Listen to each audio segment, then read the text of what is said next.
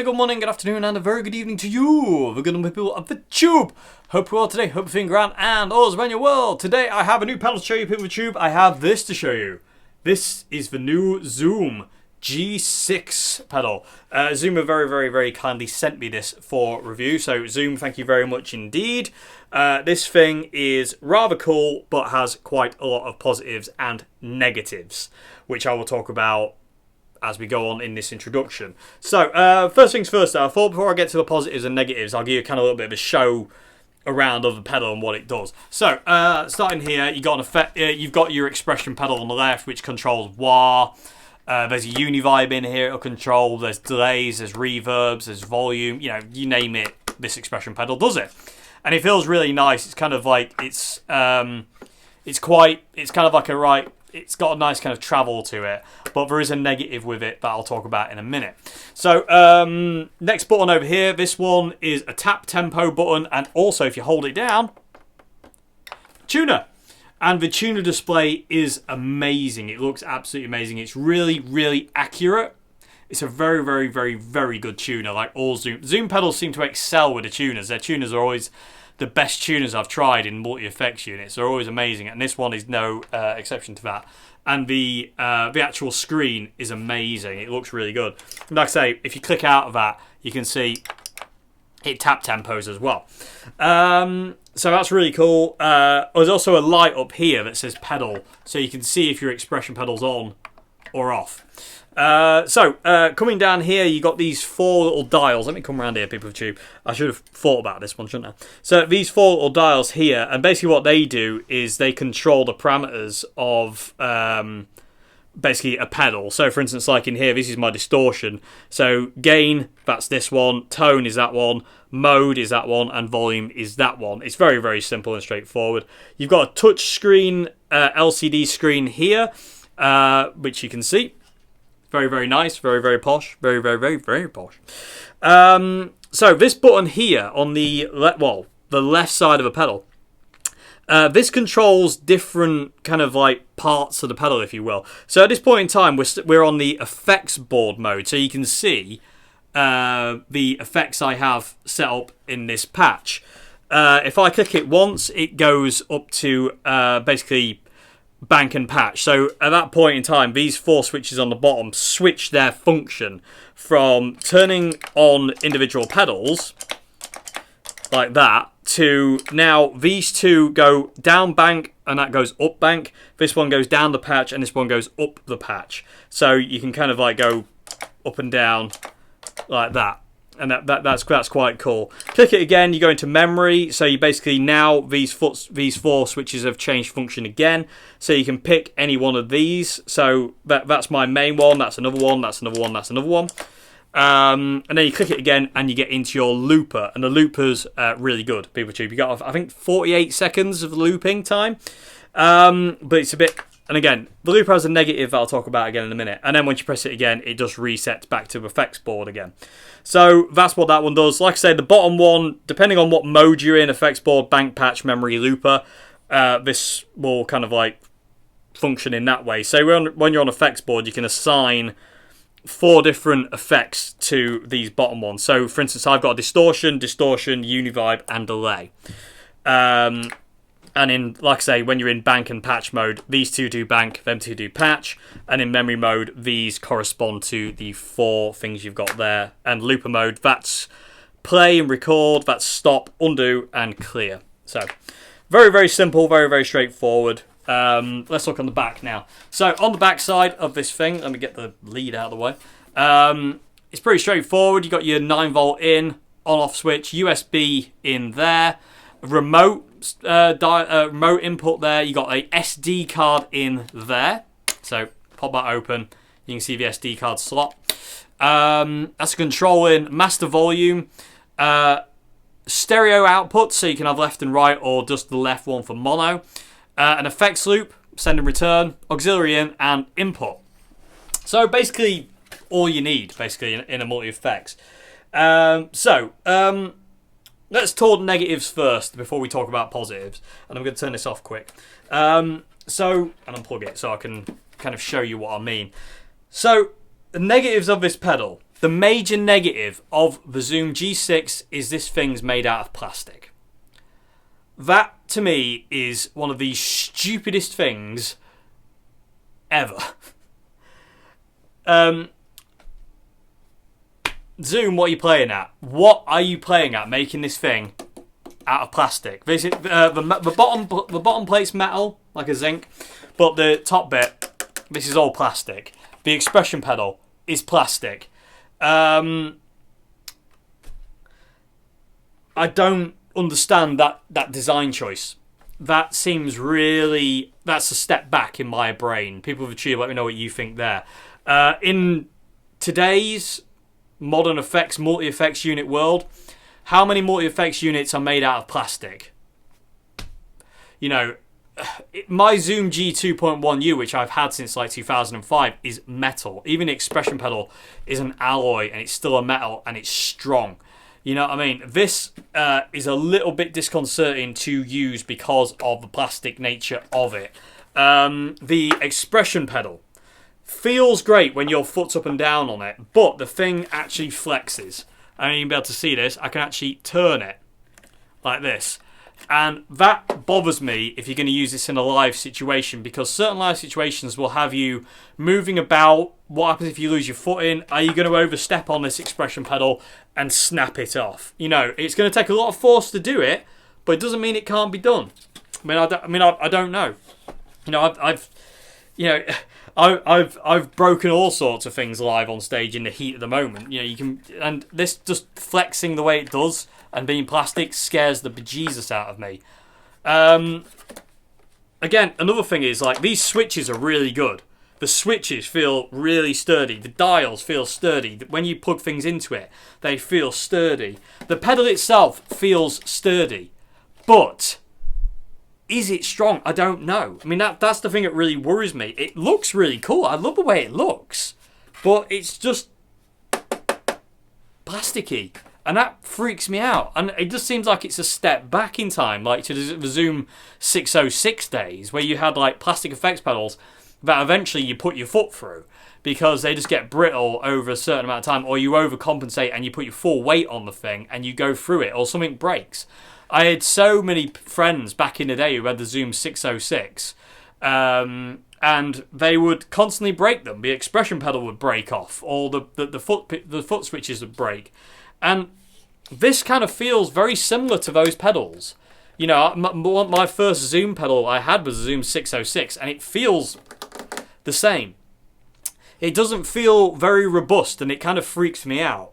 However, would I use this live on stage? Yes. Do I trust it? Yes.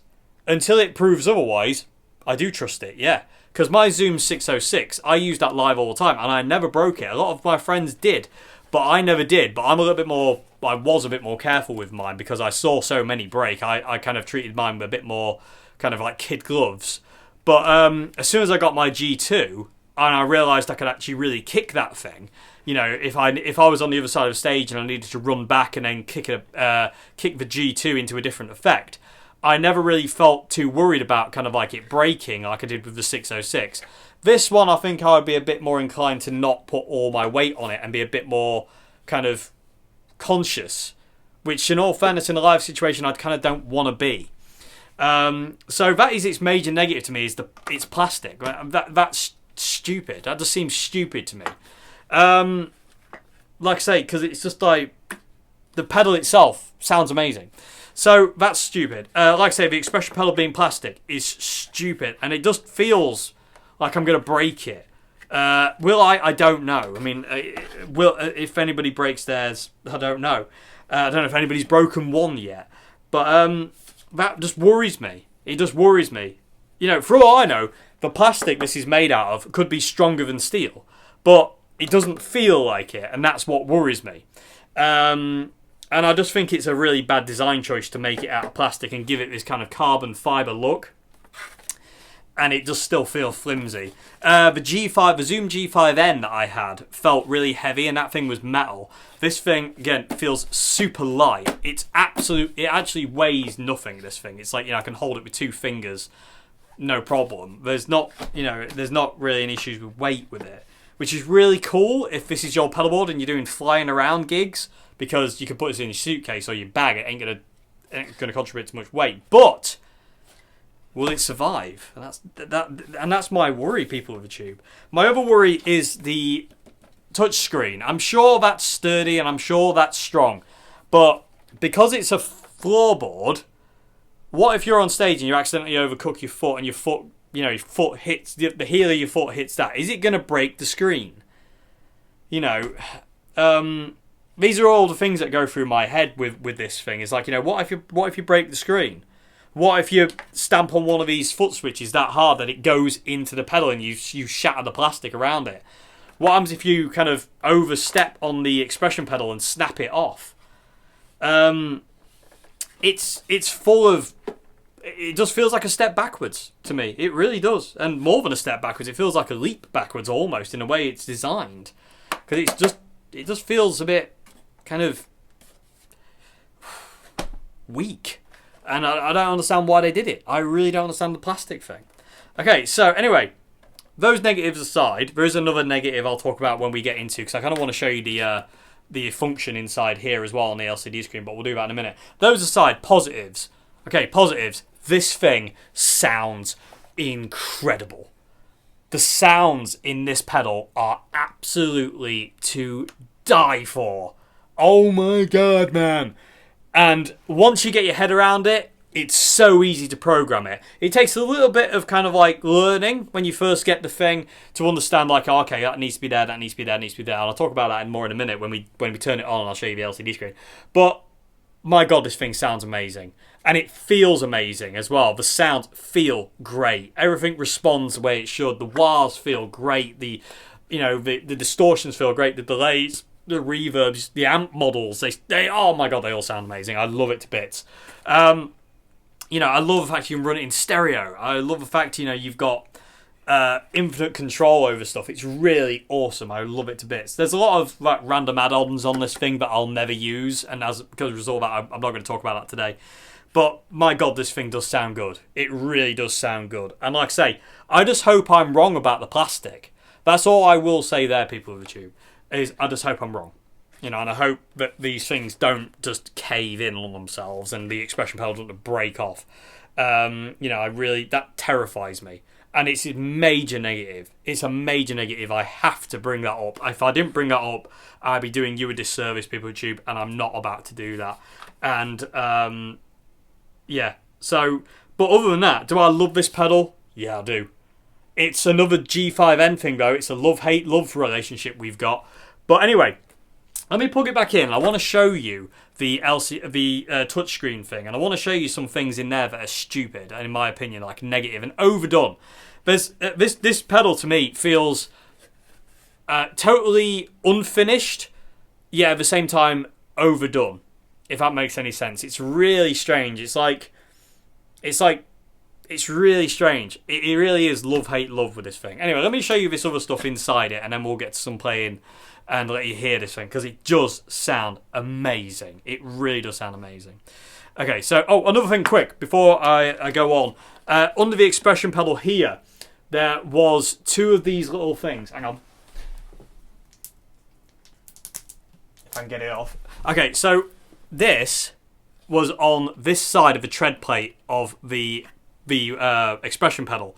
And under here, there is a switch which you can turn on effects like wah, whatever, by the expression pedal. This was basically blocking it. It took pretty much all my weight to get this wah pedal to turn on, or this expression pedal to turn on.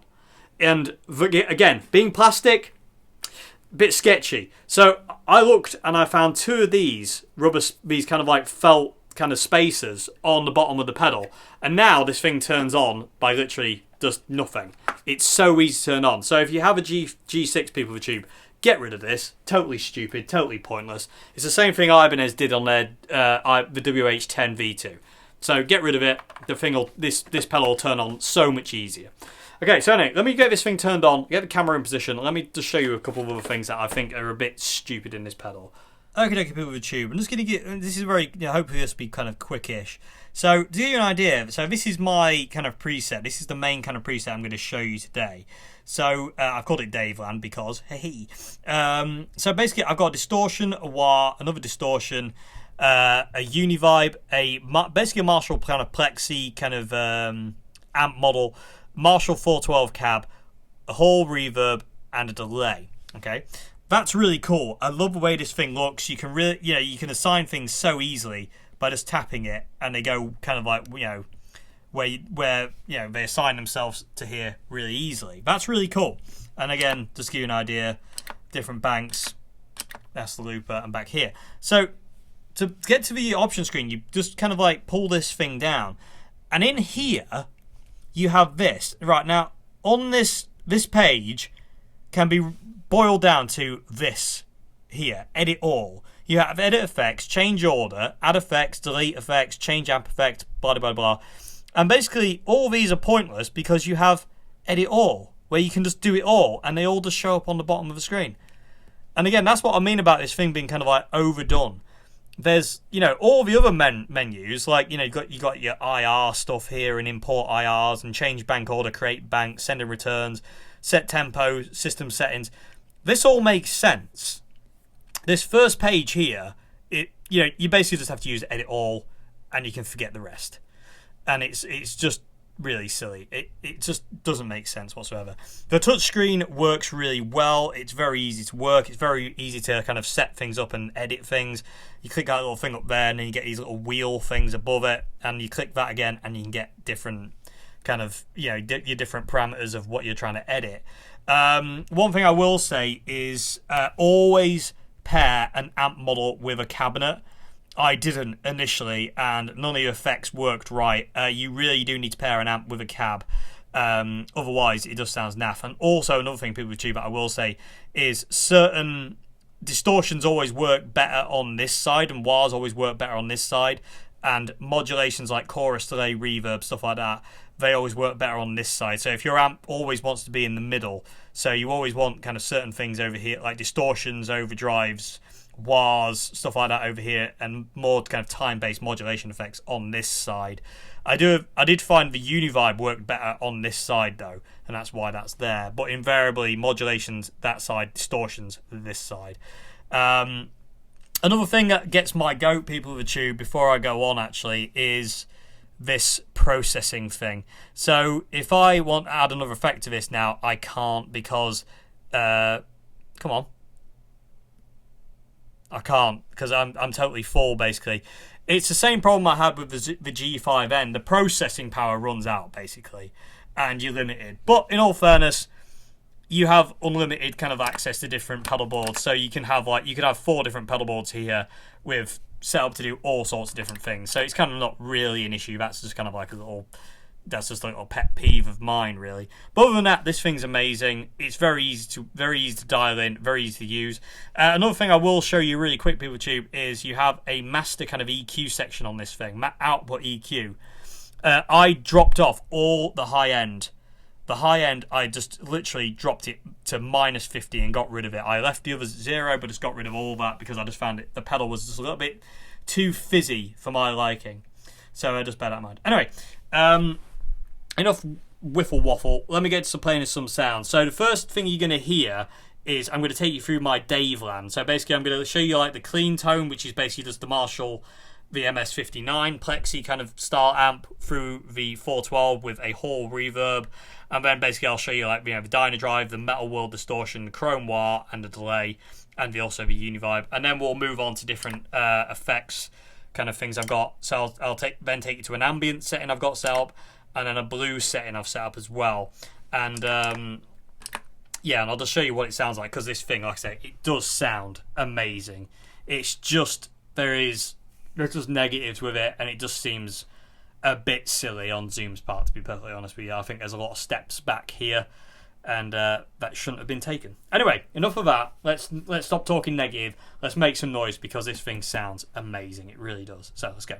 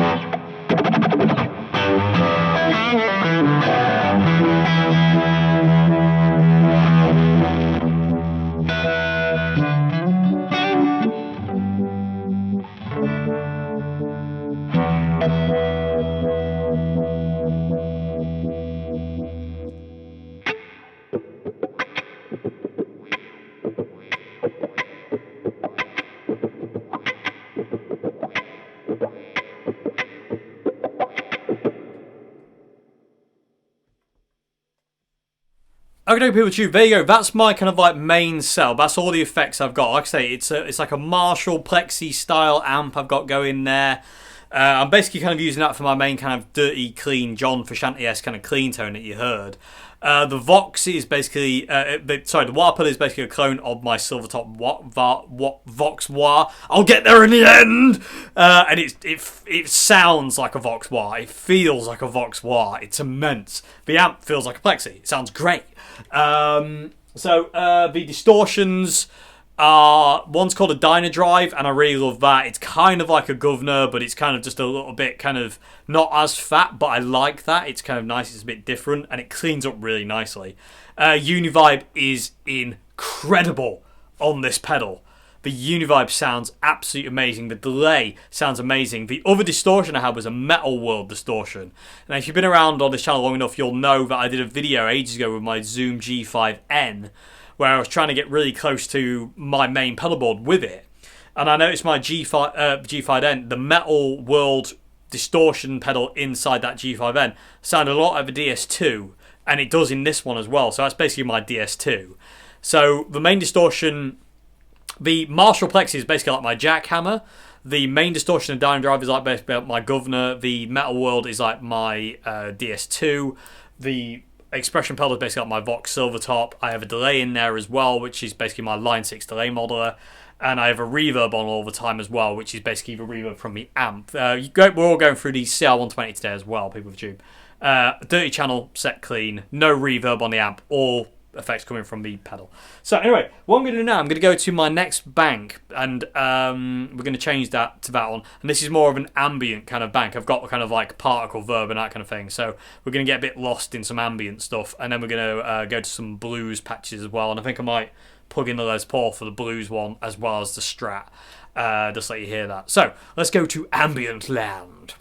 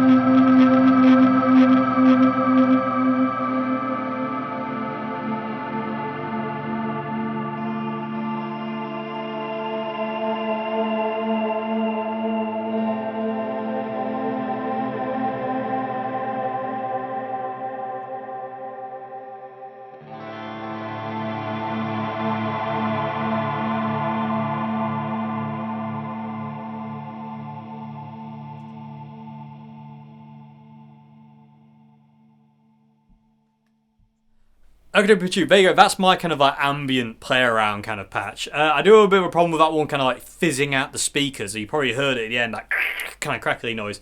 I think it's because it's just, I don't know, something's not quite right with the effects. Something's too loud or something. I don't know. It shouldn't be, but it is, unfortunately. So I don't really know what's going on there. But in that one, mainly what I've got is I've got a vibrato, a particle verb, which is kind of like a regenerating reverb, which I absolutely love.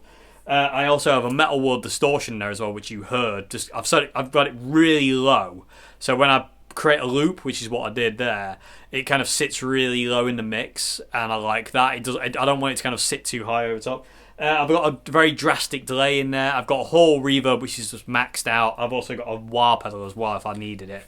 And that's my ambient one. So the last patch we're going to go to now, PuberTube, is the blues patch.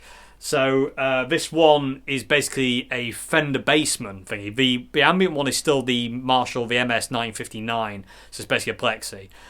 The blues patch we're going to go to next is basically a Fender Bassman.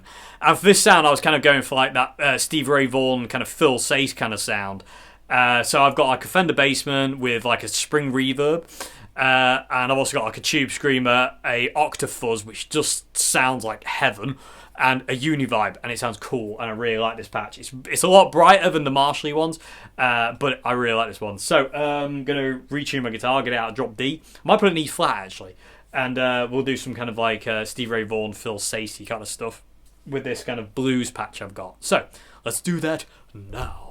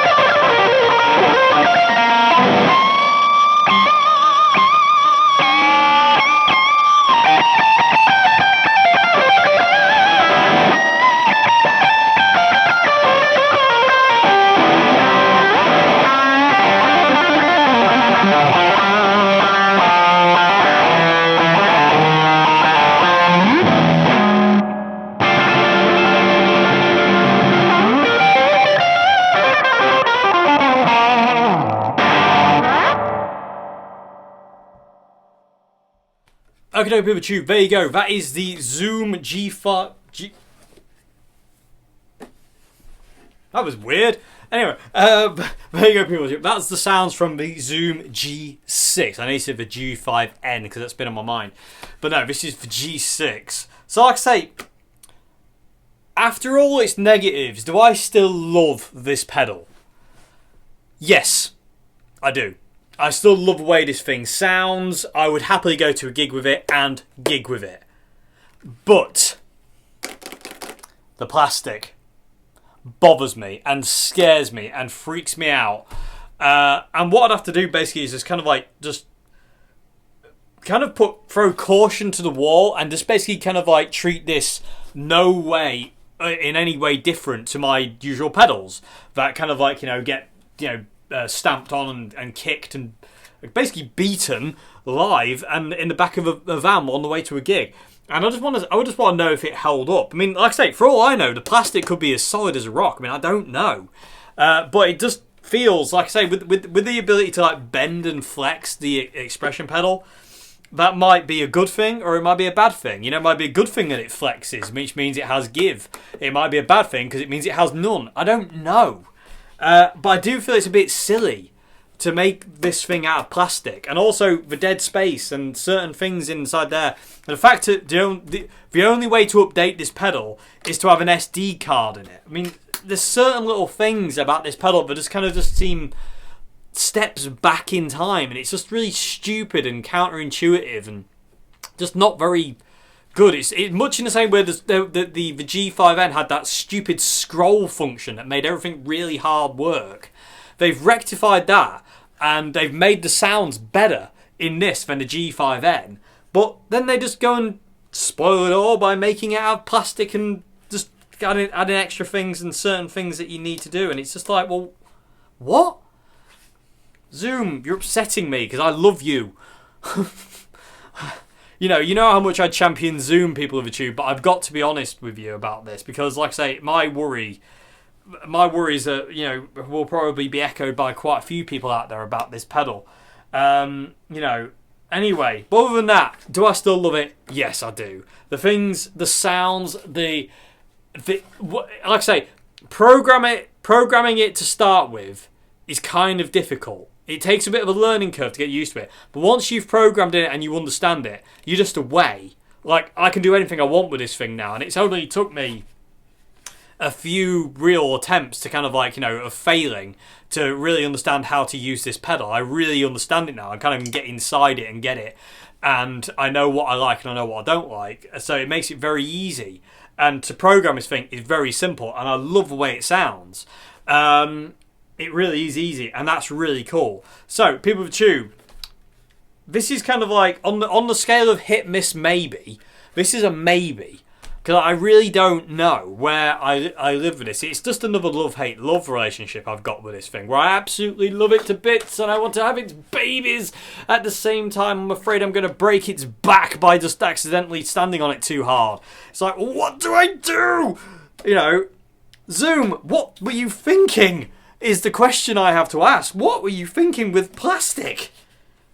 Good gravy, man! In this day and age!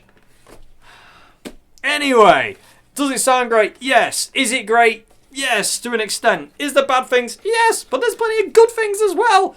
Anyway, people of tube, let me know what you thought in the comment section below with this. And if you've got one of these things, let me know what you think to it as well. Are you happy with it? Do you feel like, like I do, where you love but you hate it all at the same time? There's a really weird kind of like 50-50 relationship split going on. And another thing I will say, people of tube, is definitely try one. If you're in the market for something like this, go and try it, because it doesn't sound rubbish. And it's very easy to work at. The looper's good, the tuner's amazing, the switches feel amazing, the expression pedal feels amazing once you get rid of this stupid bit of felt that's not needed. Anyway, try. This is a try before you buy. I can't fully go out there and say, go get one. I can't, because of negatives.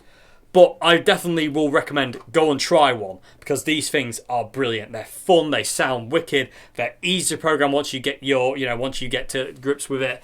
If an idiot like me can do it, people of YouTube, I can guarantee everyone out there can, because none of you are stupider than me. Anyway, this thing is amazing. It really is. I really do love the sound of it. Massive thanks to Zoom as well for sending me this for review. I really appreciate them, wanting to send this to me and for me to do a video on it. But like I say, Zoom, I love you to bits, but why? Why? I've been using Zoom pedals my entire guitar playing career, and as much as I love this pedal, I can't be deeply in love with it because of certain problems. Anyway, stop leaping backwards, Zoom, leap forwards. I love you, stop doing this to me. Anyway, moving along. Anyway, hope you enjoyed this video, people. Like I said, let me know what you think in the comment section below, and be very interested to hear your thoughts on this. And other than that, I will see you again for another video very soon. Have a great morning, afternoon, good evening. If you like the videos I do on this channel, please consider becoming a patron at Patreon. And also in the link of this video is a link to my merch store on Teespring. Because I've noticed a lot of people have said it's not, the link isn't, but I've got the link to be programmed in at the bottom of every video, and it's obviously not happening for some reason. So I'm just going to put the link in the description box below. So in the description box below, there's a link to my Patreon, and there's also a link to my Teespring where you can buy t-shirts and mugs and stickers and all that kind of stuff. So anyway, thank you very much indeed for watching, people of YouTube. Massive thanks to Zoom again. Really appreciate it. Love this pedal, but also hate this pedal. And I will see you again for another one very soon. Have a great one until then. Goodbye now. Thank you very much indeed for watching. Haha!